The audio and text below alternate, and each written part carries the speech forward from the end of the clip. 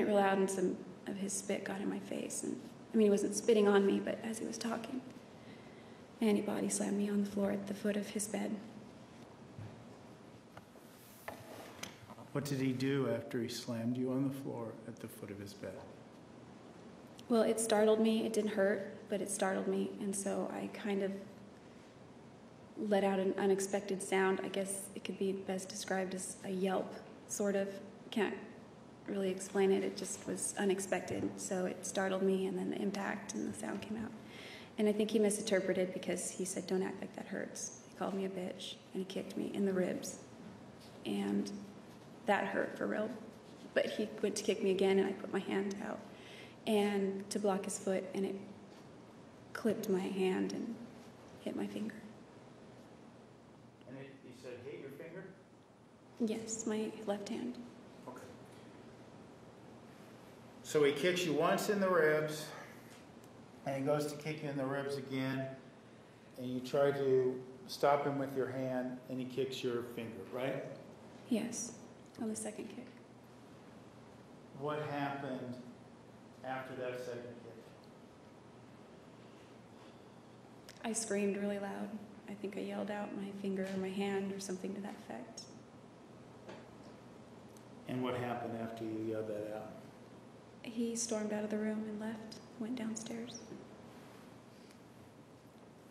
And what did you do?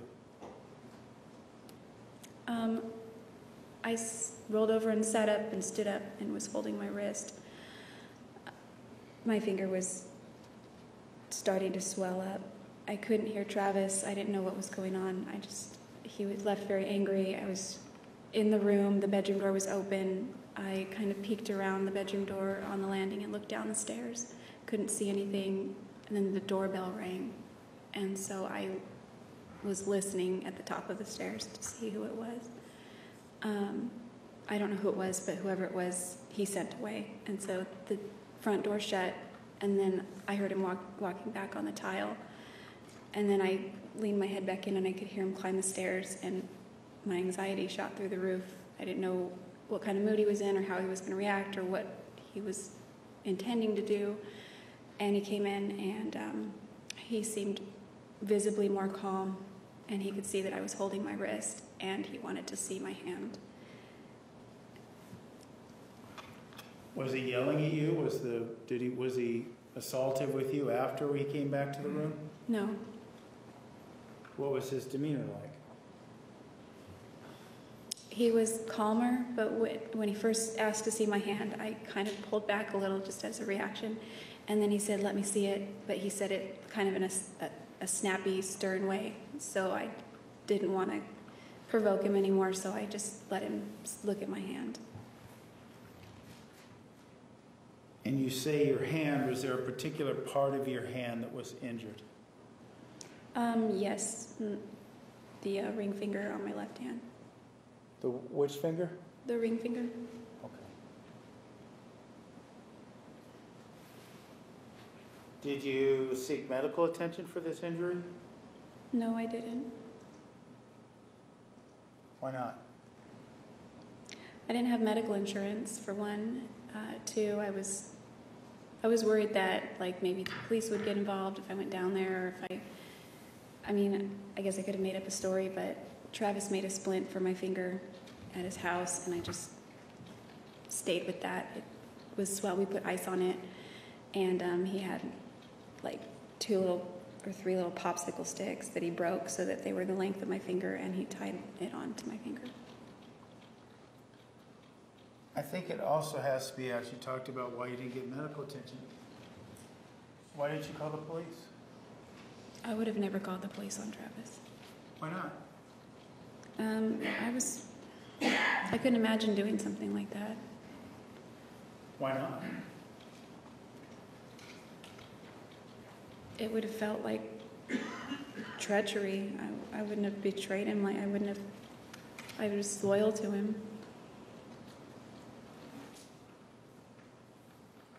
You just mentioned the word loyalty. Given all that you went through, what did you have to be loyal to?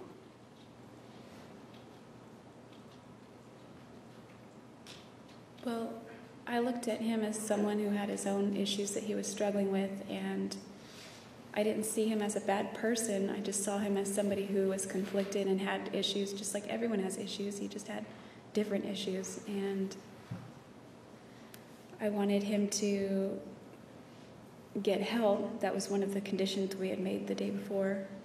Of course, he didn't want me to say anything, and I promised him I wouldn't say anything as long as you get help, of course, and he said he would. And so I just couldn't imagine doing anything to betray him. The splint you put on your finger. Let me ask you this. Was the finger broken, as best you could tell? I believe it was broken. Okay. Do you still, is that injury still visible on you today? I think so. It's crooked. Could you hold up your hand for us so we can see your finger? Hold it up, Jodi, if you can.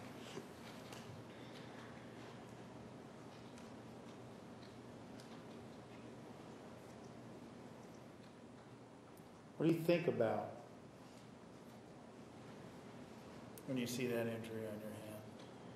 Checks and balances. Sustained. How do you feel when you see that injury on your hand? Checks and balances. Goes to state of mind and battered women's syndrome, Judge. Right.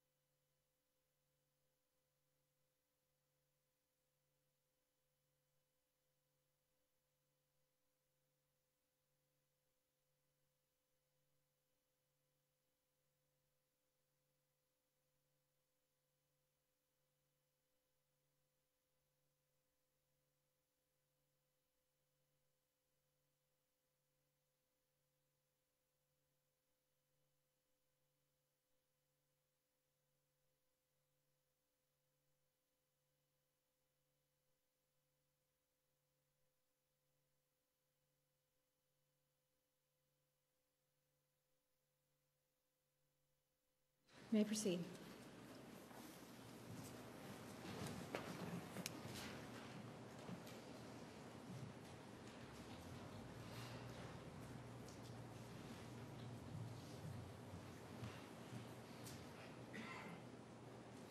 Jodi, hold that finger up for us again, would you? Would you take a look at it? Would Take a I? look at your finger. Yeah. When you see that, what does that remind you of? It reminds me of the incident. I try not to think about it, Try not to think about who. about the incident, Okay. Why not? because it's unpleasant. You scared when you think about that day? I don't go too far in my mind with it because it's not very pleasant. It's a very negative experience, and I wish I'd handled it differently. What do you mean by that? Wish you handled it differently.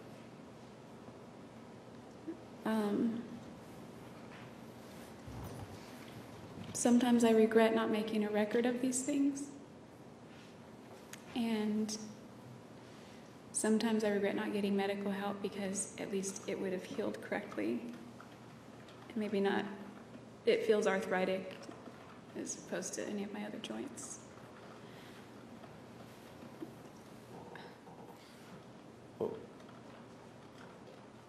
But it's, you didn't want Travis to get in trouble, right? Yes, we Is it correct that you didn't want Travis to get in trouble? That's how you felt? Objection leading. Cover up.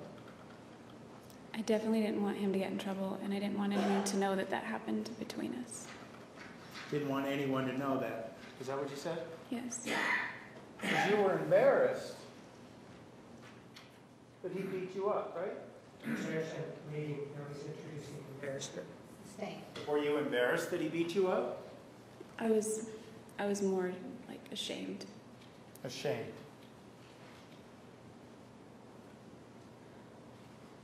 You felt shame, right? Objection leading. She said she did. Rephrase. The shame you felt was part of the reason that you didn't want anyone else to know, right? Objection leading. Sustained.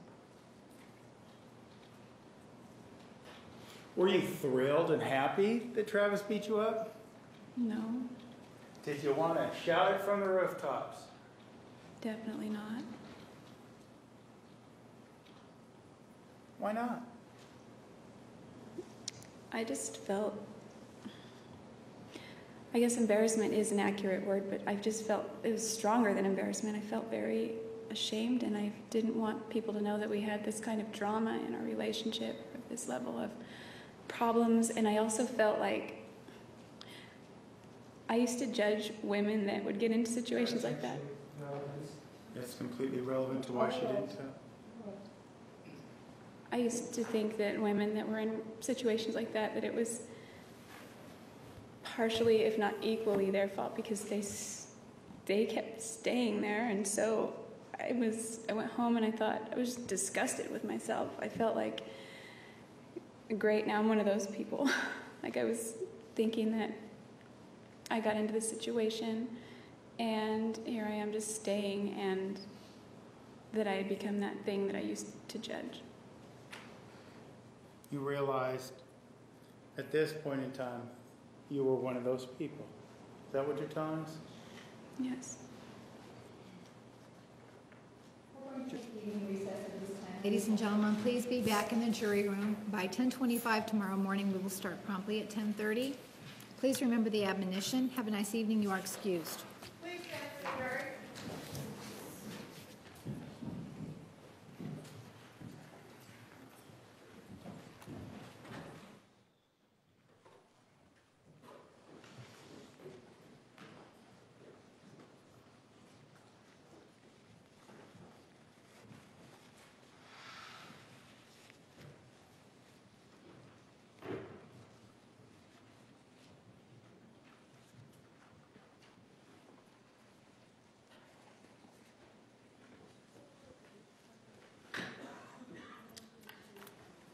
You may step down.